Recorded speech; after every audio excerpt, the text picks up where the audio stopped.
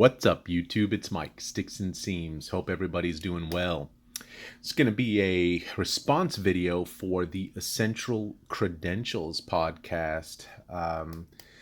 This is a group of content creators that I've been watching independently now for a few years, but they have recently merged together to kind of all fall under the umbrella of the Essential Credential kind of titles. So heavy 90s focus. If you don't or you're not familiar with them, I highly recommend you check out the channel.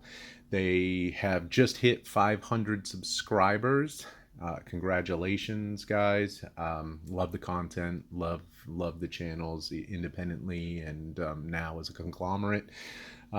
They have asked us to show off a card or cards that you just find yourself continuously staring at, and also come up with a topic potentially for a future podcast on their channel. So the card that this was tough because I feel like I look at a lot of cards and I wanted to stay true to kind of the core of the channel with 90s ish kind of background. Because my recent edition of that dual autograph with Griffey and Jeter, I'd stare at all day long. So this card is a card that is one of my favorite refractors from the era. Technically, it's a 2000, but I still consider it. And I'm just going to kind of hop into it. It's from 2000 Topps Chrome. It's the Chrome Kings refractor. Let's see. I love the little etched halo around Griffey. These things are beautiful. They were not easy to get. One in a 514 pack, something like that.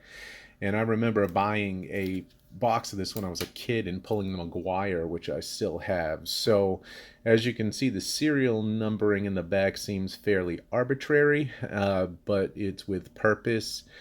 Each player in the set was serial numbered to the amount of home runs they had at that point in their career when this set came out. So he had 393 in his career and he finished with over 600. So there you go.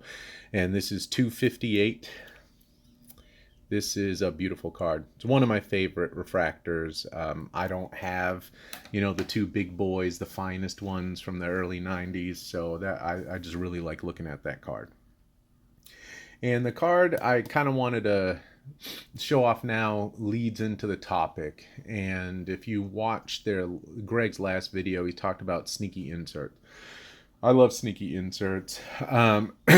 Since he brought that up, I kind of pivoted a little bit here. But this card is from 1997. It's Metal Universe, the Magnetic Field card. I must have 10 copies of this. I love it. Every time I see it in a bargain bin or for a dollar or two, I pick it up. It is not an extremely valuable card. It's just a really cool card, very well designed and reminiscent of 90s. So this card is 1 in 12 packs. So, you get a couple per box. I think the checklist was about 10 to 12 players in total. So, the chances are you could pull Griffey fairly commonly.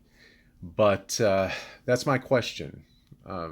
What are some inserts from the 90s that are beautifully designed and they just don't carry a tremendous amount of secondary value for whatever reason? They just, people buy them, they like them, but they just don't sustain that value. I feel like I could pick out maybe 20, 30 different cards from the 90s that look like nothing, and they're so valuable. So that's essentially my topic.